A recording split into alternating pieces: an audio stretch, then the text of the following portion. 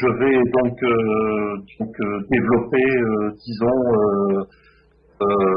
un raisonnement sur les plastiques et sur les déchets plastiques, et le but étant d'arriver à présenter des éléments qui expliquent pourquoi les déchets plastiques arrivent à l'océan ou dans les océans, et pourquoi c'est si difficile de les empêcher d'arriver dans les océans. Et vous allez voir que ça va nous amener à rentrer dans le détail la problématique des déchets, comment sont-ils gérés, quelle est la réglementation, est-ce que la richesse des pays fait que l'on peut plus ou moins contrôler ces plastiques, etc. Donc on va faire une présentation, disons, un peu intégrale de ce problème, focalisée sur la source de cette pollution. La source, elle est largement terrestre. Voilà, je ne sais pas si vous m'entendez bien. Voilà. Donc, ça sera une présentation d'une 40aine de diapositives. C'est assez long, mais le sujet est assez touffu et complexe. Je commencerai par présenter ici quelques chiffres sur les plastiques. Je rappellerai des généralités sur la composition des différents plastiques. Ensuite, sur le thème plastique et océan, j'essaierai de faire une synthèse sur quelle quantité parle-t-on agissant des déchets qui arrivent dans les océans, quels sont les impacts, où vous pouvez trouver l'information pour approfondir les impacts environnementaux, et l'origine géographique de ces déchets, qui sont les acteurs qui ont commencé à se soucier de ce problème des plastiques arrivant dans les océans. Ensuite, nous parlerons des déchets marins, d'où proviennent-ils, et leur lieu de provenance, en mer ou bien en provenance des territoires.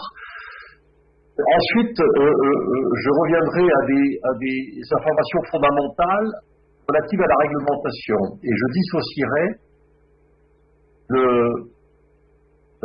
la problématique des déchets telle qu'elle est dans l'Union européenne ici, et je tenterai d'expliquer dans les pays en voie de développement comment il se fait qu'il y a un problème de gestion des déchets, comment se fait-il qu'il y a si peu de recyclage. Ensuite, je donnerai quelques exemples de collecte et de recyclage sur les déchets, extraits de mes études dans les pays du Sud.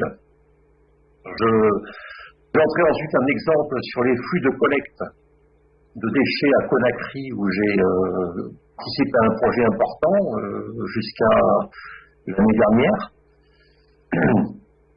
avec ensuite une comparaison entre les pays développés et le reste du monde à la gestion des déchets et au recyclage. Ensuite, j'expliquerai ce que je pense que c'est important, comment un projet de gestion des déchets est mené lorsqu'il est financé par des IFI, Institutions financières internationales. Est-ce qu'on comprend un tel projet, avec l'exemple de Conakry. Ensuite, nous nous poserons la question, sans gestion des déchets, c'est-à-dire dans les pays pauvres, comment peut-on capter le plastique? Ce qui est fait pour cela. Donc, il y a différentes façons de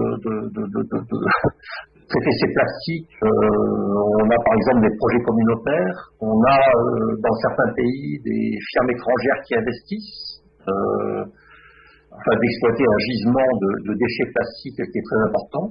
Donc, on a un exemple à Monrovia.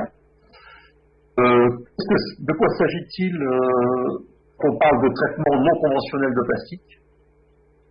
Ensuite, une question qui me paraît importante, est-ce que le plastique biodégradable est une solution?